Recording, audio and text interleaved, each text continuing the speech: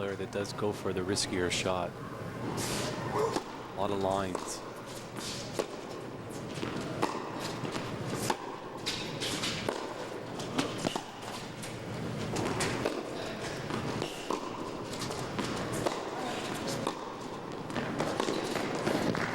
What a counter down the line.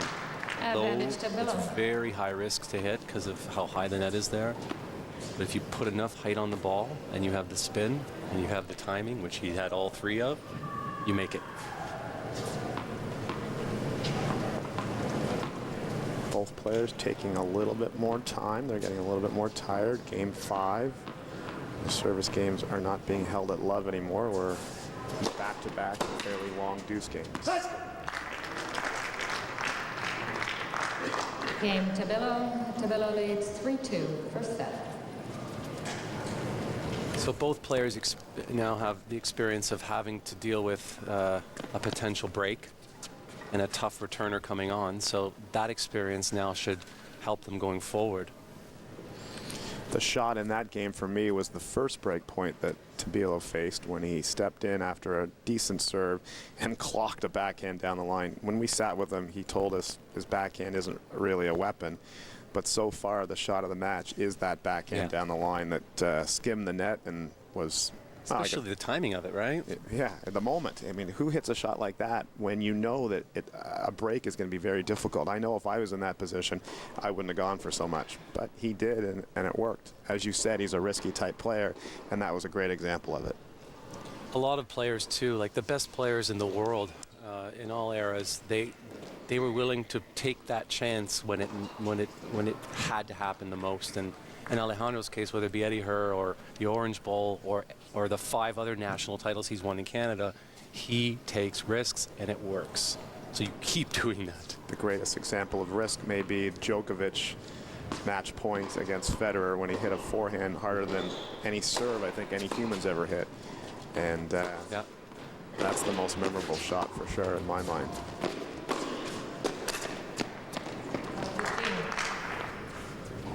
It's tough to hit a volley like that backing up. You can see he's limping a little bit. Look at that right foot land. He's got tape on his knee. He may have hurt himself there. Are you noticing a little bit of that there? Yeah, I noticed it actually in the last point. Wow. When Alejandro held.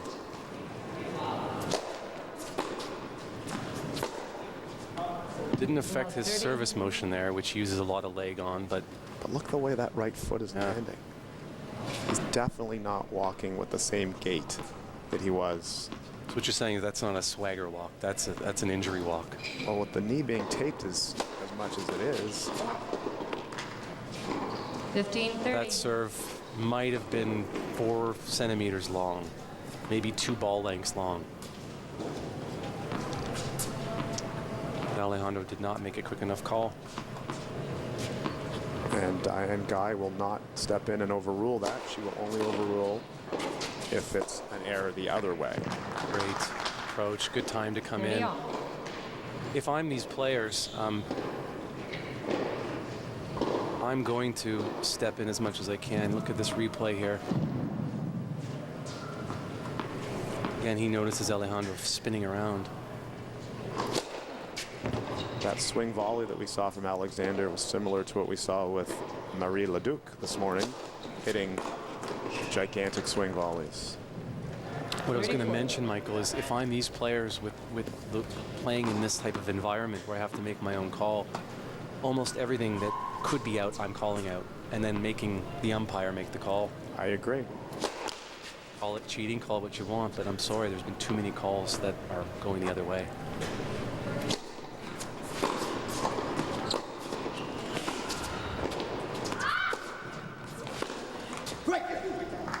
Deuce. That was break point. And so now 3 consecutive service games we've seen break points. Will we see 3 consecutive holds? Stay tuned. Unlike the girls we saw, the boys have got the towels at the back, so this is very much a pro environment for them.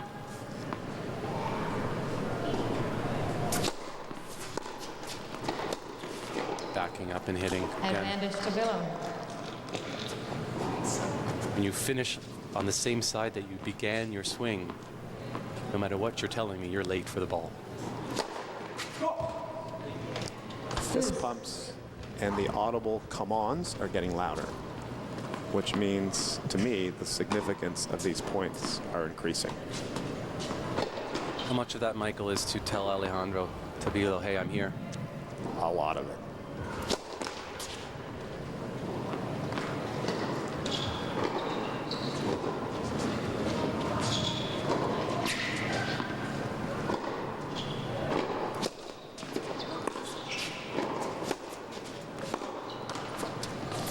So the last two deuce points, the forehand that you made a point of where he didn't move and he finished on the wrong side, and that one, that's the signs, we're seeing the first signs of some sloppy tennis.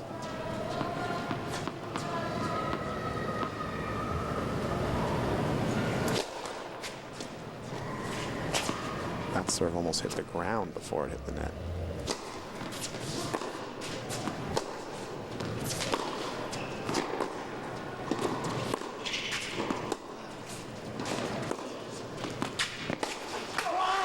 Going for broke there. It's a good point by Alejandro, but Day has to recognize that he's 16 feet almost off the court. You've got to neutralize. You've got to put that back in play. We'll see it right here. He's still neutral at this point. He's clearly defensive. Got to make Tabilo at least finish there. You can't be handing him free points like that. 4-2 Tabilo first set serving.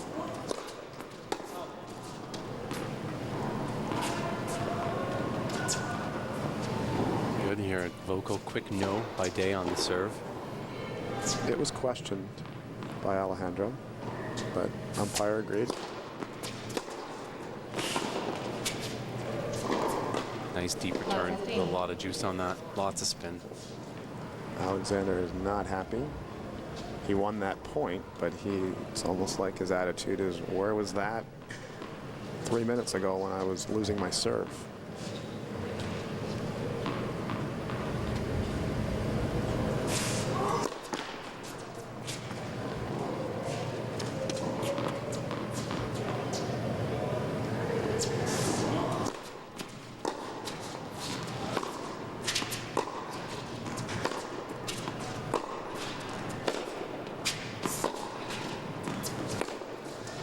Right here.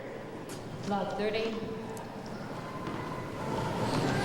As you pointed out, it's not really a break until it's consolidated. And Mr. Day has a great opportunity here at love 30 to get right back into this first set. Well, that serve missed. That was closer to the baseline than it was the service line. He's rushing a little bit.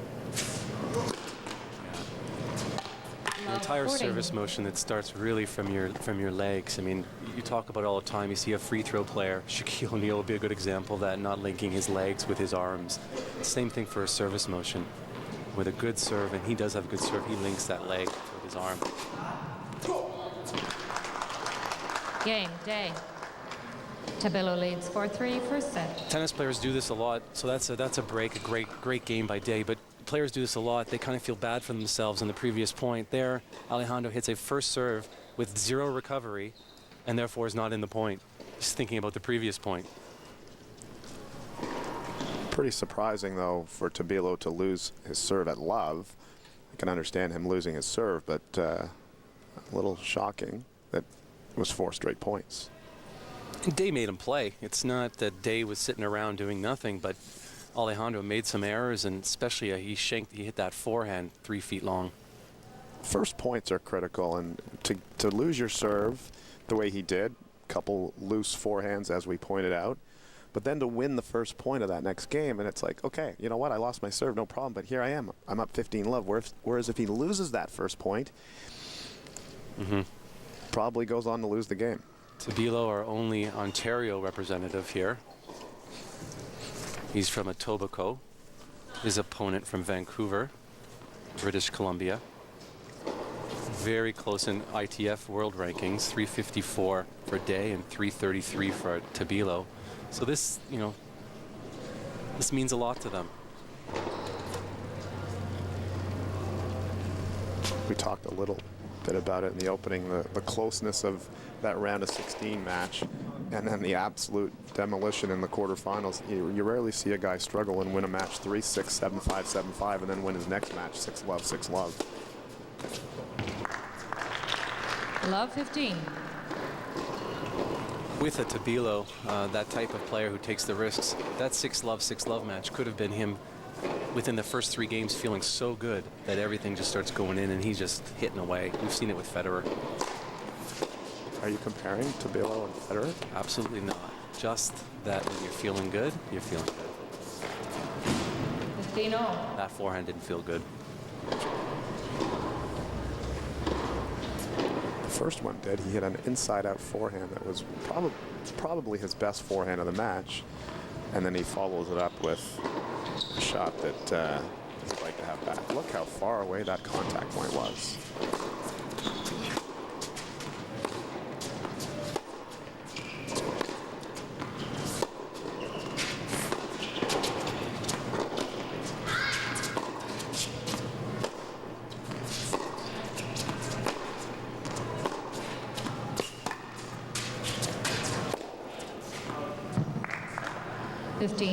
Didn't miss too long, a little wide. You want to aim for big targets when you hit the ball like these guys. You don't, if you play a ball in a corner and you're playing it hard, I mean, how wide do you need to really hit it for it to be effective? Not too wide.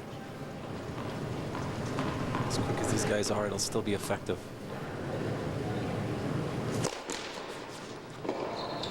Key moment here, 15-30, second serve.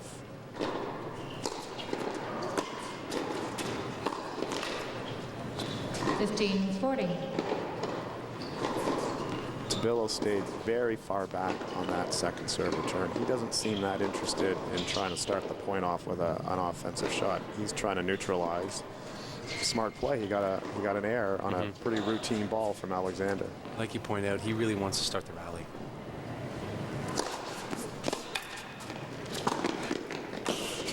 What a play. What a smart play. That's why he's going to Princeton. Again, recognition of the vulnerability of the return. He's already in. Short in the box, like we suggested earlier. Point is over. Tabilo was so far outside the court that I'm amazed he almost got a racket on that volley. That shows some pretty good speed.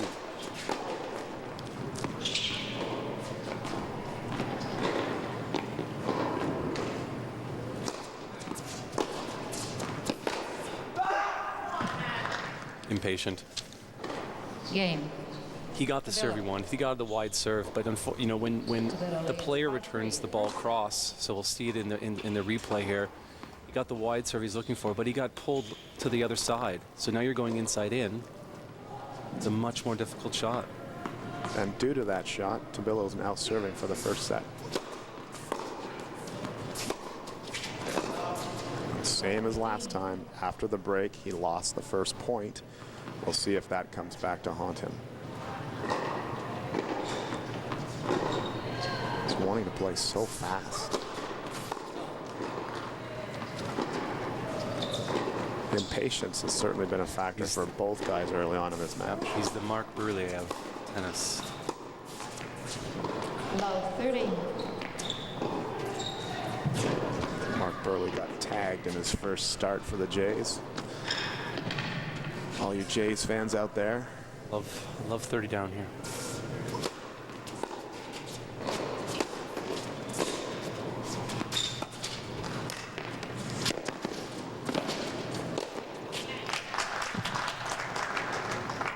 Love 40. It's almost like Alejandro really wants it and then he doesn't want it. He really wants it and then he doesn't want it. We've seen a lot of drop shots. Well, we haven't seen a lot, but we've seen a few, but they're not working anymore. Days on them, and look at that. He gave the fist bump right in the face of Alejandro there. Good first serve. Tabilo was on the verge. If he lost that point, he would have lost consecutive service games at love. For a big server, that's unheard of.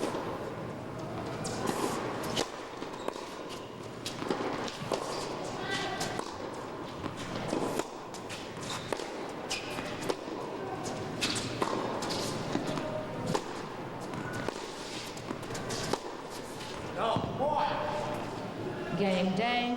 There's the break. And we're talking about experience here, and we said there's not much of athleticism difference in the age, but there's got to be some brain power difference. And for Day to get broken and then to be down and almost lose the set and then to break like that, almost 2 games in love, you've got to be thinking out there. I'm going to say it's the first point. I think the first point is so critical with these guys. We've played 9 games so far, and I don't have the stats in front of me, but I'm pretty sure that we're at least at 80 or 90% for the guy that's won the first point has gone on to win the game. Yeah. So both players, as they're sitting there, I mean, Alejandro could be going over the game, but I don't think he is. I think he's already thinking, you know, how am I going to, I've already broken.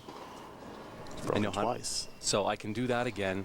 I've got to hold that next game. He's thinking that right now. He's played loosey-goosey the last 2 service games, and he knows that. Alexander has 2, though. Both last time he was serving at this end, we talked a lot about those loosey forehands that he was hitting, and then on the last game when he served on the far side, it was very similar. So the quality of play in the last 4 games, even though we've seen 4 breaks, has deteriorated a little bit. Yeah. In comparison to the first 4, oh my goodness. These guys are fit. That'll come back.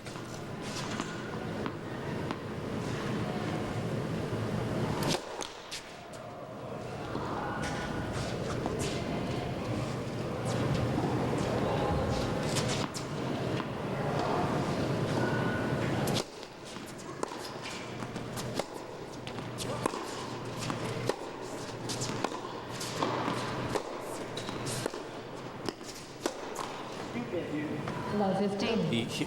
Day yelled out stupid, and I tend to agree with him. Not necessarily the shot selection of going down the line, but the degree of difficulty when flattening it out like that. It's fine to go down the line, but use the spin, use height.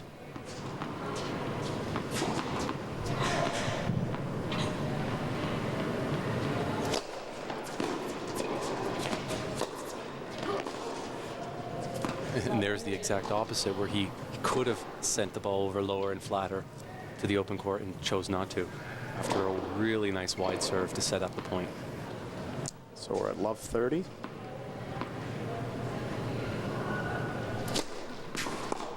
that thing out of here.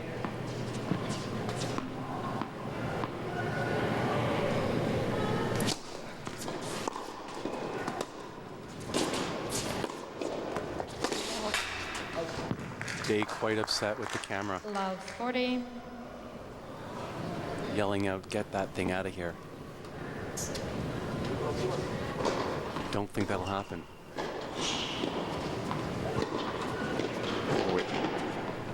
We are 1 point away from the first set for Mr. Tabilo.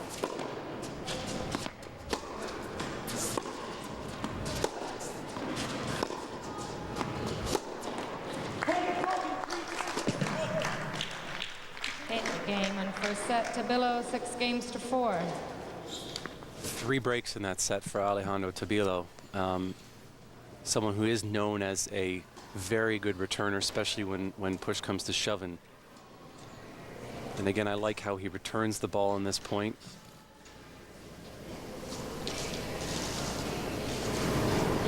Just no clearance over the net. And he's clearly angry. I'd be angry too. Every time we get a break, it's followed up with another break. I keep thinking, okay, one of these guys eventually, after breaking serve, is going to consolidate that break and step up. But 5 service games in a row have been broken. Day would love nothing more for that trend to continue at this point. Whereas Alejandro would want to put an end to it. Umpire giving either a discussion or a warning today. Day's complaining about during the service motion in the toss that the camera's too close to him. He's also saying that the net's potentially too low or too high.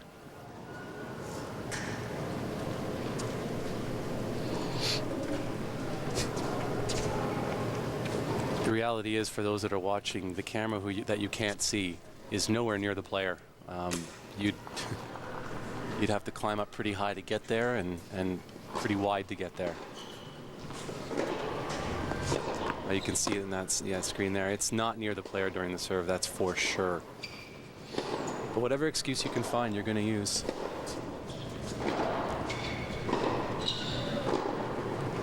Princeton boy will figure it out.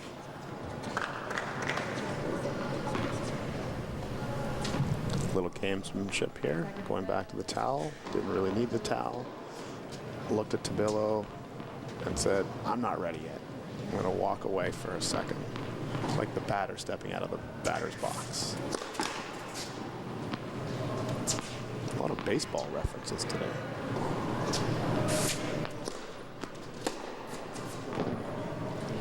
That is frustrating. That looked like nothing we've seen.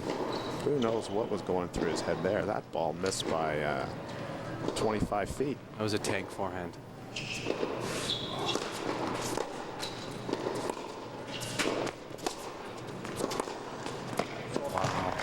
Wow, that was just fantastic movement of the ball from one corner to the other without being risky at all. That's the same forehand he hit, I think, last time he held serve when he was down a couple break points and fought it off, and we talked about that forehand, or that backhand at that moment. 40 love. Again, first point. The first point was, as you mentioned, a tank job that missed the court by a large amount. And now 2 points later, we sit at 40 love.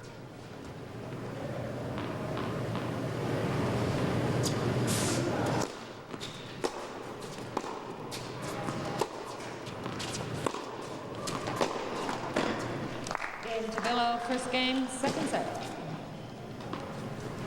One word summarizes that game: frustration. Do you think it had anything to do with umpire Diane talking to him in the changeover? Possibly. I mean, you look at this replay and you just see, like, that's just not a good technical shot. That can't be his backhand. No. So he didn't come into this second set with the right mentality. I mean, when you're arguing about a camera and the net height and everything else, it's counterproductive. There's umpire Diane Guy.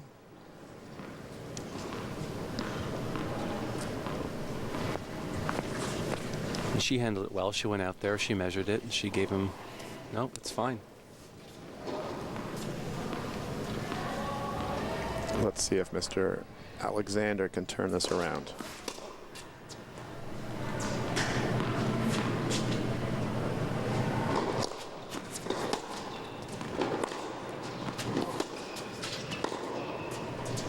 I don't have the national titles as you do, Michael, to back it up, but I certainly liked when my opponent was frustrated. It definitely fired me up, and it helped me keep the, as they say, foot on the gas pedal, right? Absolutely. 15 all. Everybody can feel when their opponent loses a little bit of desire. And I think we're seeing a little bit of that now. That was just a fantastic pickup off a volley after Tabilo hits one of the best passing shots we're going to see this year. That's a great chip. This was a scary volley. This Look at was this. ridiculous. Yeah, that's high level tennis from both players. When we sat with him and talked to him in the beginning before the match started, we said, we watched you volley in your warm-up with your coach. And we actually recommended to him to come in as much as possible. Mm-hmm. And when we see a volley like that, he should be coming in all day, just like he did there. But he got passed because he closed in a little too close. Yeah, when you skip a split step and rush forward, that's going to be vulnerable for your opponent, and they're going to lob immediately. That's from a 2.0 beginner to a 7.0 professional.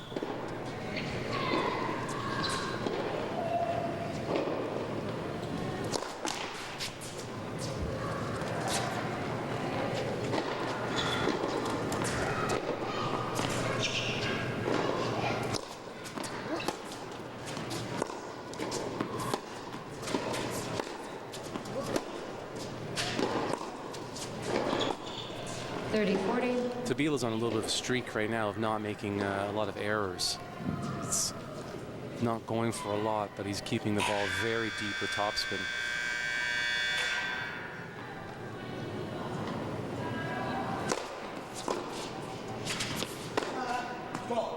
Deuce. That was a huge point. Lots of significance there. What a serve. So watch the serve go where it should go to open up some court. Just painted the inside of the line there with a bullet of a backhand.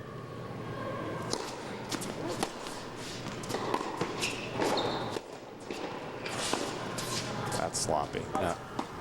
When you're moving over and you're just trying to get the ball back in the court, it has to land in the green. It cannot hit the red. But he's got a very, very good inside-out forehand, and he's using it very well. As you pointed out, he's not making any mistakes. That's just a deep, deep serve right into the body. But he's playing it really smartly, in my opinion, because he knows he's got a player who's on the edge, who's on the verge of not giving up, but letting down. And he's saying, you know what? I'm just going to put the ball back, and I'm going to let you determine whether you want to hit a winner at 200 miles an hour, because we're seeing a lot of shaky shots right now from Alexander Day.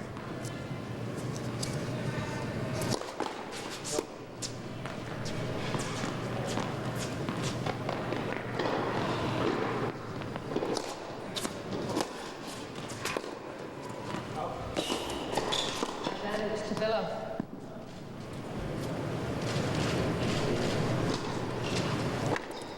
Alexander's not happy because the ball was clearly out. Tabilo made the right call, but he didn't really put his finger out to call it. He didn't really say it very loudly. And that has to do with players being more audible in their calls to make things easier for their opponents, for the umpires, and for the fans, and Funny- for us. The funny thing is that they've been doing it all week. You know, it's not like, or there'd be discussion after discussion after discussion. So they're clearly doing it all week and then skipping this on finals day. But I don't know if I disagree with that mentality, because I think they should have the linesman telling them in or out at this particular point in their career in this type of match.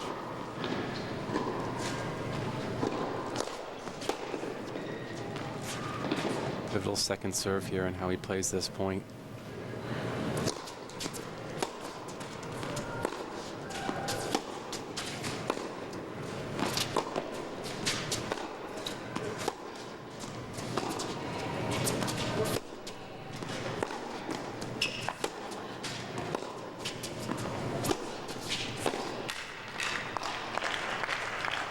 Best point of the day Advantage from Tabilo. Alejandro Tabilo. He understands the importance of this game, and he's going to do everything he can to capitalize and take a 2-love lead. He was just powdering the ball here. There's one backhand, and then kaboom, another ball. He's putting everything he's got into those ground strokes, and eventually the pressure just mounts and mounts and ends up an error from Mr. Day.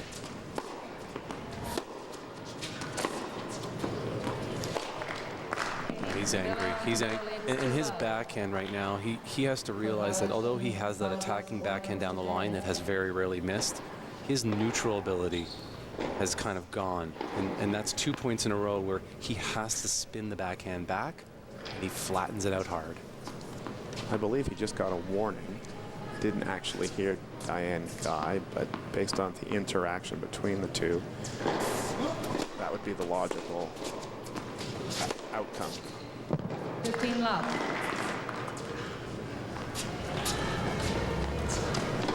The warning was for slamming the ball back into the tarp after that error, which has made him down 2-love in the second set. Missed that. He doesn't need to go for that. He doesn't have to hit the ball Mach 10 there on that backhand.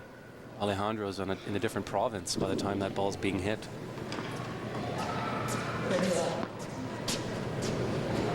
Clearly wants to win this, try to get out of this funk by hitting it hard. He's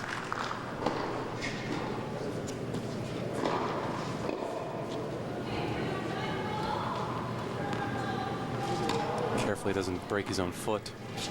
Michael Useny hit himself in the head 2 or 3 years ago and had blood spilling out. Don't want to see that today. He hit that racket on his Game foot developed. so